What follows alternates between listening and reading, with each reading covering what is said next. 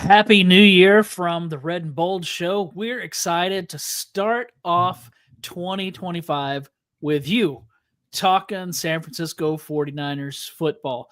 My name is Marc Adams. You can find me at 49ers Camelot, wherever you watch or listen. You can find me there on X. You can also find me at 49ers Web Zone, where I do a lot of writing. I'm joined with my co-host, Anthony Robertson of 49ers Cutback. You can find him all over the place as well. How's it going, Ant? Happy New Year. Yeah, happy New Year to you as well, Mark. And I haven't been recording a lot lately. Actually got sick right before Christmas, so wow. that kind of messed everything up. But I'm excited because this is one of the first times I can actually speak clearly, which is nice, and it's good to be on with you. I definitely miss our conversations when we don't have them on Wednesday, and it's a new year. Yet we're not done with 49ers football for 2024/25 season, but big changes seem like they are coming for the 49ers. The one change we know is not coming is Jed York. I don't know why he had to say this, but he did come out and say, John Lynch, Kyle Shanahan, they're not going anywhere. I don't think that should actually surprise anyone that pays attention to this team, but that's good news. We know that the structure is going to stay in place. Yeah, for sure. And really, that's the way it should be. There are plenty of fans who want Kyle Shanahan fired. There are even some that want John Lynch fired, but that's not going to happen. I think that I just don't think that we want to move on from them yet. They built this thing. Let's see what they can do as far as reloading and making 2025 better than 2024 was, because 2024 wasn't very good. Bobo's in the chat, and he said there better be some big changes coming because this ain't working. And then he also said, when you were talking about being sick, he said, me too, 49ers made me sick. Tommy Huxley said, Happy New Year, fairies. Don't know what that means, but that's Tommy. That's all you need to know. That is Tommy. Right. I have him on Instagram. He sends me a lot of direct messages that are very funny, so I always appreciate Tommy's humor. He's just, he has a lot of fun with his humor, and he's sophomoric, and it's great. All right. Well, let's get into this. I mean, we obviously want 2025 to be better. And so this show is going to be talking about some potential big changes coming up. All we have to do is go back to the beginning of 2024. Yes, things started off fine. Well, let's really go back for a second. 2024 started off with the 49ers sitting a lot of their players in a game against the Los Angeles Rams because they had secured home field advantage. They lost that game. I don't know if you remember this, but I was really annoyed that they lost that game, even though it didn't count. I hate losing to the Rams. And, that's happened twice this year, so it's probably why I'm still grumpy. Then they go into the playoffs. They beat the Packers. They beat the Lions. But there seemed to me to be something not quite right, especially in the run defense. Now, they were doing fine in the Super Bowl until Dre Greenlaw went down, and then we know how that ended. The run defense has not looked good for much of this year. I wanted to ask you, and this is a question that I had written down to ask you later, but I'm going to start off with this since I'm kind of headed this way. Do you think, because the wide nine is considered to be prone to having issues in stopping the run, do you think the issue might be with the wide nine, or do you think that it's just more of that they miss Eric Armstead and Dre Greenlaw and some of those guys? Is it more of a personnel thing, or do you think that they might need to consider changing the scheme? Well, I think if you have the personnel, the wide nine is fine. I think we've seen it work pretty consistently. And like you brought up, in the Super Bowl, they slowed down Kansas City for most of that football game. But when you don't have the personnel, when you don't have Dre Greenlaw, when you don't have formidable defensive tackles on the inside that can slow up the run, you're going to have problems. And John Lynch had told Troy Aikman and, the other guy, I can't even remember his name, Joe Buck. There we go. Joe Buck. Who would have thought I'd forget him from all the Giants, Cardinals playoffs back in the day. But Joe Buck, that they definitely have to have two stud linebackers. And I think that we saw the case where they didn't have two stud linebackers. So we saw this defense really take off in 2019 when Dre Greenlaw got to town. That is when this defense really became a formidable force. That's when the wide nine worked with Chris Kasarik, and that's kind of the incarnation of it. So I think it still can work. It just has to have the right personnel. We have to have the defensive tackle. We have to have the linebackers. We have Fred. We need to make sure we have Dre. And then this thing is going to work. Then you also need safeties that are able to come up and fill when they are the defender that needs to run the alley and make tackles. That has been another issue the 49ers have had, is those safeties haven't been consistent making tackles in the alley. So that's something else they got to do. But the wide nine can still work. Just like with every defense, they have weaknesses, every single one of them. You just have to have the right personnel. If you're not going to have the right personnel, then yes, you need to change your scheme to fit the personnel you have, which means they might have to change from the wide nine if they don't have Dre Greenlaw or a linebacker they feel can stop the run the way he does. But I think proof of concept shows those 2 games Dre Greenlaw was back, and really it's just probably a total game of like 4 quarters. We saw what that defense looks like with him next to Fred, and that run defense was really good when he first got back. What do you think about D. Winters? Because he was all over the place on Monday night, plays really well. He reminds me some of Greenlaw because he moves well. He brings the thunder when he hits somebody, but he does get hurt a lot like Greenlaw does. He's not as good as Dre. But what do you think about D. Winters if Greenlaw isn't back? I like D. Winters a lot. I like the sideline speed. I like him being able to cover in space. There's a lot to like about him. I do think it's a little bit of him still growing. I think Dre Greenlaw was more of a complete product coming out of Arkansas than D. Winters was coming out of TCU. D. Winters, you've seen what he could be. He was a lot of promise, a lot of optimism about who he could be. And I think we've seen him slowly develop, but it is slowly develop. I don't think he's ready to step in for Dre. I think we would, struggle a little bit, but here in a couple of years, it might be a situation where they want to bring him to play that position. But I do think he's a major step below Dre Greenlaw right now. But I love him as the third linebacker. If that's going to be linebacker 3 next year, I love that 1-2-3 punch. If they can bring back Dre, I think they could be formidable against the run. Yeah, I'd love for him to bring back Greenlaw. I'd love for him to bring back Hufanga. I think they need both of those guys. So hopefully they can get them back. I don't know if they'll be able to or not. After the season, we'll start talking more free agency type things, maybe even some more draft type. But right now I want to just focus on this season a little bit. Although here in a second, we will get to some changes. I want to start with Brock Purdy's second interception. His first interception was a bad throw. I don't know. You probably watched the tape, so I don't know if somebody was in his face and he had to let it go higher than he wanted to, but that was an awful throw. I think Ricky Pearsall would have had to have been twice his height to catch that. The second one I texted you and asked you about because leading up to that, I was starting to get concerned that they weren't running the ball at all. They ran the ball 4 times in the second half. That included the little pass to Debo that was essentially a run, the touchdown. That included Joshua Dobbs' touchdown run, which, by the way, he's going to be starting on Sunday against the Cardinals, Kyle Shanahan said. So that the 4 runs includes those 2. Now, I was getting a little concerned. Then I saw John Chapman post something on X about the same time, saying something similar, that he was concerned that the 49ers were becoming predictable with not running the ball, something along those lines. And I remember thinking, yeah, that's kind of how I have been thinking as well. And then Purdy throws that interception. To me, it just seemed like, man, the Lions at that point weren't even – they didn't even look like they were trying to stop the run. They just were focused on the pass. Now, when I texted you, you said that you saw it a different way. So how did you see that second interception? Yeah, so I had a initial thought process on it is, why did Brock Purdy throw that ball when the safety never moved? I mean, he didn't even backpedal, right? If he drops back, you throw the ball because you're flattening out. But if he doesn't move at all, you've got to work to the other side of the field, which you had a 2-man concept with Juszczyk and Jawan Jennings. Now, the one thing I did go back and watch, and I wanted to make sure, was that I saw what I saw, and it was an 8-man box. the 49ers ran a play action fake to Deebo Samuel. The linebackers stepped up and created that void over the middle of the field.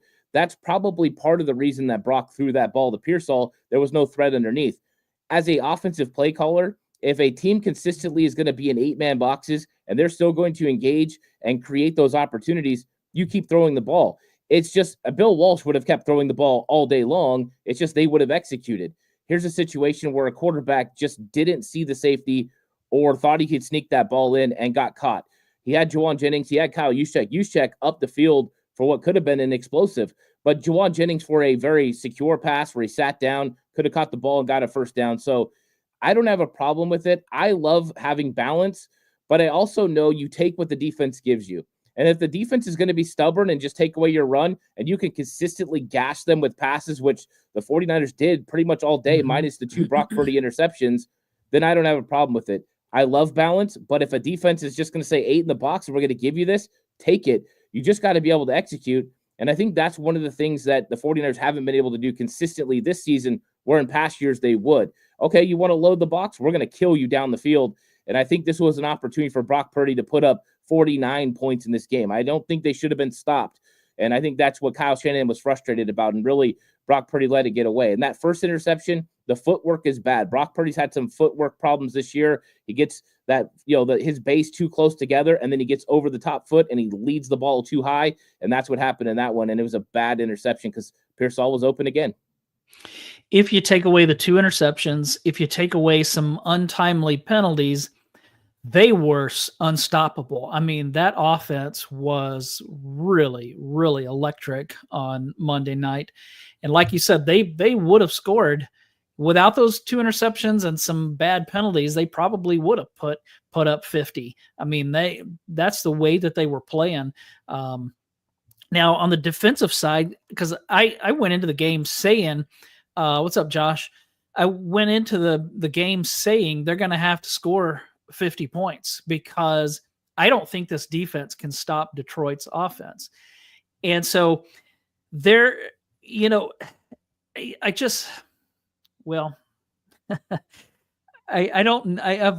run out of things to say about this defense. They can't stop the run. I know that Detroit is really good. They have the best offense in the NFL. So I'm okay with struggling some, but man, it didn't even look like it was competitive. I mean, that is one of the better offenses in the league and probably one of the better offenses we've seen over the last few years. They're very explosive. Jameson Williams gives you the vertical threat. You have Amon-Ra St. Brown, who can do everything in the intermediate, really good after the catch. You got the big-time tight end, Sam Laporta, who's a matchup issue for safeties and linebackers. Then you have Jahmyr Gibbs, who has elite speed. So when you have those combinations and then a very explosive, really good play caller, you're going to have some issues. They do a good job with their offensive line creating run game, which creates some opportunities for Jared Goff and some easy throws for him. So, yeah, this one was always going to be tough. And I think that's why we saw Kyle Shanahan being so aggressive and throwing the ball consistently and trying to go out there and run different types of plays and getting aggressive because he knew he had to outscore this team. And a lot of people saying, hey, they should have ran the ball more. But Kyle knew that just running the ball and using the clock wasn't going to be enough the way Detroit's defense was playing him. They were going to make you earn it. So 3 yards a carry, maybe if you consistently run the ball, that wasn't going to be enough. If you're going to punt the ball back to Detroit, you're going to find yourself in a hole. Kyle knew they had to score on every drive. And I think this defense was definitely leaking oil. You can tell the big difference between Dre Greenlaw on the field and Dre Greenlaw not on the field. That was one thing that became clear over the last 3 weeks. And I think it reared its ugly head. I think if Dre would have played this game, they probably would have slowed down Detroit's run game a little, not all the way, because that was really executed well, but slowed it down enough to maybe get a couple of stops. But we consistently have seen these breakdowns in coverage, what I think is concerning. We've seen John Lynch actually hit the table with frustration. I didn't have a table, but I guarantee you I was throwing fists at the air because I was frustrated too, because that's not a Sorensen issue on that one. That is a coverage issue. What are those guys doing? You can't let Amon-Ra St. Brown run that route and just sit there, a whip route and just boom, right open. No one even there. Those are the types of things that frustrate you. Sorensen makes enough mistakes. He doesn't need the players to help with more mistakes. And I think that's where we're getting at right now. And that was frustrating for sure. But Yeah, I mean, I didn't get as frustrated because I knew Detroit was going to go crazy because that's just what they do. Who runs a hook and ladder, on third down and gets Right. that I big know. play? I mean, those Yeah. types of things are just crazy. Those are the chief type things that frustrate you. And I thought they did really good job. And I just expected them to score like crazy on the 49ers. I was just hoping the 49ers would outscore them, and they couldn't do it. Yeah, and that was a fourth down play, that touchdown. I don't know if that was on Renardo Green. It looked like he was out of position, but somebody messed up on that. And then there was wasn't it another fourth down where they left Sam Laporta wide open? Like, how do you let a Pro Bowl tight end get wide open on a fourth down like that? I don't know, but you're right there. The defense broke rules on that one. They had a motion coming in from the outside. Fred Warner moved and went with the inside man, and the outside cover man kept going too. So you had two guys covering one. Fred is right. You're supposed to bump. It's called a bump. And the outside man should have motioned in, and then Fred bumps over, and it would have been just fine. But we got a mix up with the safety, and that's been, I think, or maybe it was Isaac Yedem, but he got cooked, and it was not good. And continuation of those mistakes. These are pros. They should not be making these mistakes. I can tell you right now, the high school kids I used to coach didn't have problems with these type of rules. They would get it done. So that's a little frustrating. Yeah. The 49ers lost by 6. Jake Moody missed 7 points worth of kicks. You and I, since his rookie year, have been defending him when everybody else wanted to cut him. Where are you at now? Keep in mind, one of the things that we've said that we liked about Jake Moody was that he consistently kicks the ball in the end zone. He hasn't done that lately. And then I don't know what happened on that onside kick, but man, he's in a bad place right now. Yeah, I think that, I've tried to see the bright side of Jake Moody. I kept always thinking that this guy has all the potential in the world and that eventually it was going to work itself out. I thought that maybe it was some rookie jitters, some things he wasn't used to, and that he was going to develop. But I actually think he's going the wrong direction. And I think that's what's been the most concerning for me. You brought up the kickoffs. It was just a couple weeks ago that he got 2 penalties on these line drives that didn't even make it to the target zone. And what frustrated the heck out of everyone was when Kyle Shanahan said, oh, no, he was supposed to kick those out of the end zone. He just missed. Yeah. How do you just miss if you're an NFL kicker, right? You might miss 1 per season on a kickoff. That's fine. But he's consistently doing that.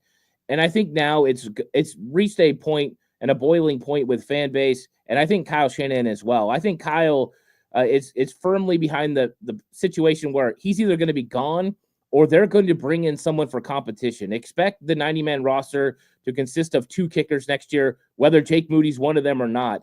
I think they're going to go out and get a couple of guys to compete. And whether Jake Moody's one of them, we don't know. But they have to consider this now because he is costing them football games. And if he's costing you games, you got to take a look at the position. They tried to do a great thing, use a draft pick and make sure they shored up this position for years to come to allow themselves more opportunities to score with longer field goals. Jake Moody was one of the most prolific college kickers of all time. It did not work out. It's obvious. Now, maybe they give him a chance in the preseason to see what he can do. But if not, he's going to be out of here. And I don't think he can blame anyone but himself. And I think that's frustrating for the 49ers brass who thought they had this thing figured out. Yeah, it is. And especially when you look at earlier in the season when he was injured and they brought in 2 different kickers. They had to bring in 2 because the first one they brought in got hurt as well. And both of those guys kicked better than Moody. Now, not on the kickoffs. I mean, they couldn't get it to the end zone where Moody at that time was consistently kicking it into the end zone. But as far as the field goals, I don't remember them missing. Moody has missed over and over. When they lined up for that 58-yarder, I was like, there's no way he's making this. Yes, he has the leg, he has the talent, but he has the yips right now, and something's going on in his head. And you could see it because the first time he missed wide one way, and then the second time is like he overcorrected and missed to the other side. And so I just don't know what's going on. Maybe he can right the ship in his head this offseason, but I do agree with you that they I would say that they'll bring somebody in to compete before they cut him. That's just my guess. I don't know that at all, but that would be my prediction. Yeah, and they should probably watch the XFL because that's where a lot of the great kickers have been coming from. They're going to have their spring football. I mean, Bates, who is making kicks for Detroit this season, he came from the XFL. You got the kicker Aubrey down in Dallas. He came from the XFL. So those might be time to like look over there, just see. They've had guys who are translating from soccer over to football in that division. So take a look at it, bring someone in to compete. Or you brought up Matthew Wright, Andres Carlson. Those guys are on short-term deals. They'll be free agents as well. I think Matthew Wright's actually available right now. You could always bring one of them in to compete again. So, but yeah, they've got to find somebody, and maybe looking at the spring league could be an opportunity to find somebody to do that. That's not going to cost you a draft pick, and that could just come in and compete. Yeah. The 49ers had some untimely penalties on Monday night. They've had those all season long. In fact, coming into this game, in this game on Monday night, I noticed that whenever I would hear Joe Buck or Troy Aikman say, "Oh, there's a flag on the play," I noticed that I was immediately thinking, crap, that's against the 49ers.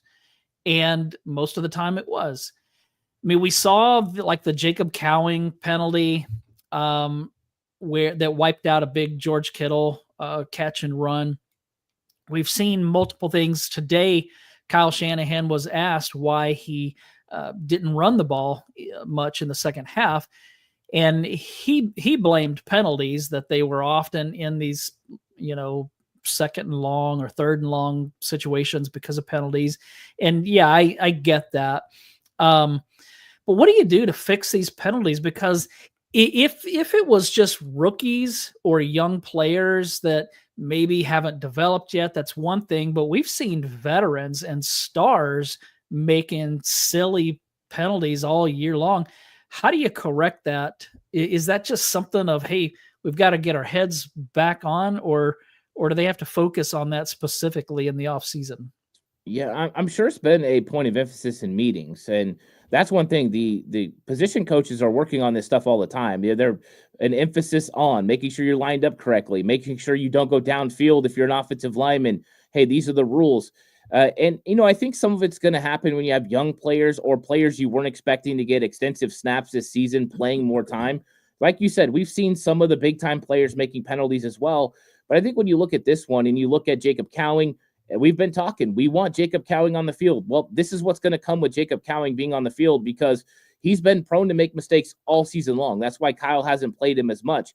Then you've got a left tackle that you just signed off the scrap heap who wanders downfield an extra yard. That takes another George Kittle play away. So these are the kinds of things that definitely compound situations. I think the frustrating ones are anytime you have false starts, delay of games, lining up incorrectly. Those things you just can't tolerate. Anything that's in the field of play, you get like a defensive pass interference or a little bit of illegal contact. You live with those type of things. Those things are going to happen. But yeah, the unforced errors is definitely something you start preaching from the very first meeting of OTAs. And I think that this team has definitely not been on its P's and Q's the way it has in the past. And that could be that maybe it's certain players, or it could be that maybe they lost a little bit of that emphasis early on, and they've got to regain that next year and clean up some things. Yeah, they've been sloppy all season. I don't know if you saw Deebo Samuel on a podcast today, but he was talking about losing another Super Bowl to the same team and how it just was so devastating. And then 3 weeks later, they have to get right back in there. And so I do think there's something to that Super Bowl hangover. Some people say, okay, yeah, they've played basically an extra half of a season over the last few years, but so have the Chiefs. But the difference is the Chiefs have won those games and the 49ers have lost those games. And I think that maybe fans sometimes don't take into account the emotional impact that it has on losing those big games. So I do think that with some rest, some recovery, and a different mindset, I think they'll come back a different team in 2025. Steve-O says that was on the theme of penalties. That was the quickest delay of game I've ever seen. That is no joke. I remember like, they usually the clock goes to 0 and then it's almost like they give them an extra second before they throw the flag. They did not. That thing went to 0 and the flag was on the way. It's almost like he threw the flag before it hit 0. I don't think that happened, but that was so quick that I've never seen that. Yeah, that was interesting. I was actually complaining about that because you're right. Normally, they look at their watch, they see it hit 0, then they look up to see the clock, and if it's at 0, then they throw the flag. So you get that extra half second. And I felt like it had just hit 0 right when the ball was being snapped. I did think it was a little early. Luckily, the 49ers were actually able to overcome it. Brock Purdy on the next play hit Ricky Pearsall on a good out that set him up to be able to get the ball and get a first down. But that was definitely weird. I thought there was a couple calls that are weird. And this is just the consistency that I see from the NFL refs this year. It has been weird across the board. You watch any games, you're going to see some strange calls that just don't make any sense. And I think this is one of them. And I think that they need to really address this in the offseason with New York being more involved. And I think we've seen it a little bit with standalone games. And I think it needs to be across the board. You can hire plenty of guys, former refs, whatever, to watch these games and make sure they get it right. Let's get the ball marked right. Let's get the penalties right. Let's just get it right. It's $1 billion company. There's a lot of money that's bet on these games. Let's not let it be decided because a guy put the spot at the right foot instead of the left foot. It's crazy. I want to get to Bobo's chat that you starred here. We moved on from Moody, but I think this is an interesting question. Is Moody's struggles because of Brian Schneider's poor coaching on special teams, or he just sucks? I don't know that a special teams coordinator is going to make a kicker better or worse, but I don't know that side of the game. I never played on special teams, so I don't really know that side of the game and the impact that a special teams coordinator has on a kicker. Do you know the answer to that?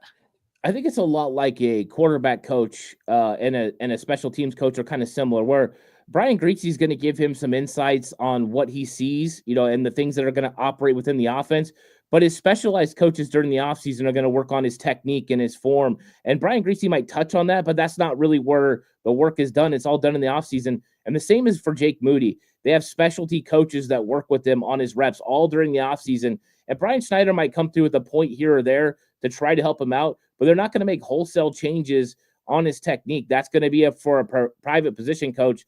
So I thought part of it could have been Schneider when there were some of the directional kicks that I thought he was trying to have Moody do. Now we know that's not the case. It's just Moody booting it. So I don't think this is actually on Schneider when it comes to Moody. I think it's more on just Jake Moody having, like you said, the yips. And as somebody said in chat, being trapped in his own head right now. I think that's what George Kittle was saying to him. Do you believe in yourself? And he said, yes. And he said, then I believe in you, because that's the key. He has to believe in himself that he's going to make these kicks. It's a lot like a basketball player that sees a free throw go through. Sometimes if they don't see one go through it, they can just miss a bunch in a row. So I think that's what's going on with Moody. It's a battle in his mind, but I don't put it on Schneider. Schneider has a lot to deal with. Moody's not one of them. Is Brian Schneider going to be back in 2025? I don't think so. I mean, I know that John Lynch and Kyle Shanahan have said nice things about Brian Schneider. I think that Brian Schneider is a coach that could be replaced. I think that they need to shore up special teams. We've seen them do it financially, going out and getting George Odom and going and getting Oren Burks and bringing in guys to be return guys, even drafting players to do so. And we just haven't seen it work. It's been a little bit better than Richie Hightower when he left, but really with the amount of draft capital, the amount of money they've spent in free agency, it hasn't developed. And I'm not exactly sure why. Brian Schneider was a good special teams coach in Seattle, a really good one, well thought of. Everyone talks great about him there, but it hasn't worked out in San Francisco. And I think we've seen 3 seasons of it just not quite work out. I was hopeful this was going to be a season they turned it around. Did not happen. How much will Kyle Shanahan put into the fact that they had so many changes? That's going to be the key. Will Kyle decide? But I think that this is the opportune time to move on from him and get a fresh special teams voice in there and make some changes, because they need that to be a top 15 unit. And it just hasn't been consistently good for 3 years of Schneider, and really way before that with Richie Hightower either. Yeah, Bobo in the chat said Kyle Shanahan said he thinks Nick Sorensen and Brian Schneider are doing a great job, which is baffling. But I think that that's just what he's going to say. I mean, he's not going to say, look, they're doing terrible and they're out of here at the end of the season, which brings me to my next question. Is Nick Sorensen going to be back in 2025? And if not, who do you think that they might bring back? A lot of fans are calling for Robert Saleh. I have continued to say I don't think Robert Saleh will be coming back to the 49ers. Not because I don't think that Kyle's going to reach out to him, but I think that, you know, he was able to spread his wings with the 49ers. Then he went to be a head coach. If he goes back to being a defensive coordinator, my thinking is, and I have this is just speculation on my part, but my thinking is that he might want to escape the Kyle Shanahan shadow, so to speak, and let me go succeed somewhere else so that it's not a situation where, look, he's great when he's with Kyle, but when he's not with Kyle, look what happens. So, but that's just speculation. What do you think about the defensive coordinator position? Yeah, my guy Ziggy right here. I gotta always shout out my guy Ziggy. He said, "Hey, long time no see, bro. Nick has to go." And you know, that's been the consistent thought process from I think most of the fan base is once we got on a full-fledged momentum of Nick Sorensen's terrible, he sucks, we need to get rid of him, then I think that this was always going to be consistent. And I think what's interesting about this last game is I brought up some of the breakdowns in coverage. And I think it's funny because people were like, oh, we broke down in coverage. We had another breakdown, which Aikman was pointing out pretty consistently. And I think that was kind of talked to him about from the 49ers coaching staff is we were saying there was breakdowns and then we still wanted to fire Sorensen. It's either the scheme is not working or the players aren't working, right? It's got to be one of the two. It can be both at certain times, but you can't blame them both for the same situation. I think that Nick Sorensen might return. And I know this is not going to be a popular opinion, but I think because he's in his first year, and I think that there has been a guy there working with them the entire season in Brandon Staley that can say to Kyle Shanahan, hey, he's doing a good job. We're adjusting. We're doing what we can. And I think that might be what saves Nick Sorensen for 1 year. Now, it will be a short leash. If he's not getting it going early on next year, they will figure something out. But I do think he could have an opportunity because I think they've seen some bright spots. But it hasn't been good, and people have a right to be frustrated. But I'm just telling you what I think Kyle Shanahan's going to do. I think that if Kyle did decide to move on from Nick Sorensen, Brandon Staley might actually be the answer for the 49ers at defensive coordinator. He's now spent a year in the defensive scheme. He knows the ins and outs, what they want to do. And so then they could move that direction if they felt like that was the best way to go. But I think when all is said and done, I think Brian Schneider goes, Nick Sorensen stays. There's going to be a lot of angry 49ers fans, but I think that's what Kyle might go to because I do think Kyle believes in Nick Sorensen. And I think that was kind of filtered through, as Troy Aikman said, Nick Sorensen's done a great job this year. You don't say those things unless somebody's telling you that's what's happening. Well, and Nick Bosa said something similar. So when your biggest star on defense is advocating for the defensive coordinator, it kind of makes you think that the decision that Kyle's going to make is right along with what you said, that they probably will bring him back. I do agree that he's going to have a short leash. If Brandon Staley is still with the team and things aren't going well, then maybe Sorensen is fired and Staley takes over. But Kyle's not really the fire a coordinator in the middle of the season kind of guy. I'm not saying that he wouldn't, but that's just not something he normally does. So yeah, that's going to be an interesting thing. Harold in the chat said, bring Saleh back. Let's see. Notorious GAV said Sorensen is a Shanahan guy. He'll be back next year. I'm trying to see if there's any. Notorious also said Saleh wasn't great his first year either.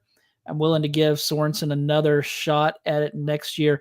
Yeah, and we have to remember that D'Amico Ryans wasn't great right out of the gate his first season, and fans were calling for his head. I mean, all we have to do is remember that Green Bay game where Aaron Rodgers and Devontae Adams hooked up like 2 or 3 times, and then they kicked a game-winning field goal.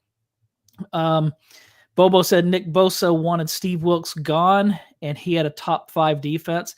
Yeah, that's kind of the point that we were saying. If Bosa's saying, "Hey, Sorensen deserves to come back," that kind of makes me think that that's going to have probably going to happen. Talking is hard for me today. All right, let me ask you this, and you're not going to know this, but I just want to get your opinion. Is Trent Williams going to be back in 2025, or might he retire?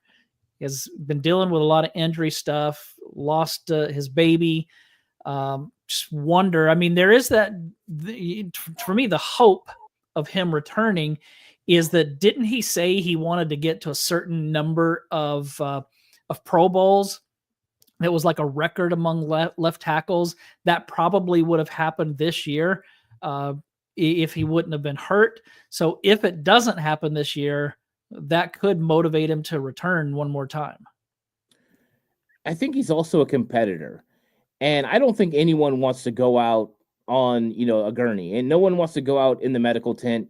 You want to be able to finish on the field. And I think that Trent Williams knows that this team, as long as they still have him and they still have Christian McCaffrey and George Kittle and Fred Warner, they still have an opportunity. And I think everyone looks at that schedule that has now become official for the 49ers of the opponents that they're going to have next year. And I think you look at it and you say, you know what? If ever the 49ers were going to make a run, 2025 with a favorable schedule that sees their toughest opponents pretty much being divisional opponents minus, Houston and a couple other ones, this is a year they could go on a run and do it. And I think that Trent Williams is ever an optimist, and he still wants a Super Bowl. I think with him renegotiating his contract in the offseason, he foreseen himself playing at least 2 years. And I think that he's going to play again next year. I think he wants to prove, like you said, that he could be the number 1 left tackle. I think when he walks away from this, he wants to have the most money he could possibly make. If you're going to beat your body up, you want your family to never have to worry about money again. I think that's number 1. Number 2, he wants to walk in as a first ballot Hall of Famer and be thought of as the greatest left tackle of all time, or one of the greatest of all time. And I think that is still there. And I think number 3, there's a chance to win a Super Bowl. And I think that is the opportunity that he wants to walk off the field, that one opportunity to win a Super Bowl and walk off as a Super Bowl champion with all the money, all the accolades in the Hall of Fame. And I think that's his perfect scenario that he's looking for. And I think he's seen other players get it, and there's still that opportunity. And I know it doesn't look like that right now with a 6-win football team, but they all know they should have been a lot better than 6 football wins this season, and that they think they could do better next year. I do expect to see Trent Williams next year. On Sunday, they end the season at Arizona to play the Cardinals. I actually think they're going to win this game. James Conner is not going to play for the Cardinals, which is good for the 49ers because he's been a problem for them. We said that Joshua Dobbs is getting the start. I really believe that the 49ers are a better team. And if they play anything like they played on Monday night, which they're not going to do because they don't have Brock Purdy, but I still think that they're going to win this game. So let me ask you, are they going to win on Sunday? And is it better for the 49ers to win, or is it better for them to lose and get a better draft pick? Now, I've been reacting to a lot of fans, like whether it's in the 49ers Web Zone mailbag or in other, like on social media.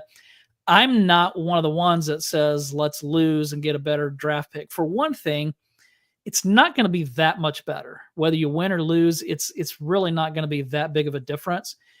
And the other thing is just the way this season has gone. I think they need to go out on a high note. Where do you stand on this? Are they going to win? And is it better for them to win or lose? Yeah, the first thing I looked up was where they could possibly draft. And I know right now they're sitting at 11. If they win, they could, jump a couple teams. It could end up 13, whatever that may be. If the other teams ahead of them lose, I get all that. So that was the first thing. But me and you have talked about this before. If they're between 11 and 15, I'm not really worried as much about draft. If this was going to be, hey, you lose, you're a top 10 pick, I think we would be like, yeah, why not? And I think that a lot of people are going to see it that way. Draft pick, the difference between 11 and 13 is not a lot, especially when you're going to make a trade or whatever. Mm-hmm. So I'm not really worried about that. This is also a Josh Dobbs revenge game, right? Josh Dobbs got traded from the Cardinals. I think that Josh Dobbs has a lot to prove in this game. And I think if Kyle allows Josh Dobbs to go out there and operate this offense, I think he's going to do a pretty good job. This is also a big game for evaluation. You have to look at Josh Dobbs, how he's going to play, what that means for the 49ers next year. Do they bring him back? Do they make another decision about another quarterback? I think that's something they've got to figure out in this game. But you're also evaluating other players as well. Nick Zakelj. You're evaluating Ricky Pearsall, Jacob Cowling. Those guys on the offensive side of the ball, what do we want to do with those guys? What decisions do we want to make as far as certain personnel, defensive players as well? So you're going to go into this game. It's a lot like a game that, it's meaningless. So it's like a preseason game, but it's full evaluation mode. I want to see how my players operate. With that being said, you go out there and you play to win. That's just what you do as a professional football team. You play to win the game, to quote the great Herm Edwards. And I think that's what they're going to go out and try to do. I think they can beat the Arizona Cardinals. And I think if they play the way they did against Detroit, they should beat the Arizona Cardinals. I think the Cardinals are kind of leaking oil right now as well. And so, I mean, in the grand scheme, does it matter if they win or lose? No. But I think, like you said, for mindset, mentality going into the offseason for the players, it might be important to get a win in Arizona and just say, okay, here's the start of next year. We'll see you guys for OTAs. We're going to get to work. So I think they will win. I don't think it really matters if they win or not, except for the mentality of the players as they exit and make their trip to Cancun. Yeah. And I just think that, like you mentioned, if their draft position was going to change dramatically if they lost, then that's a different talking point.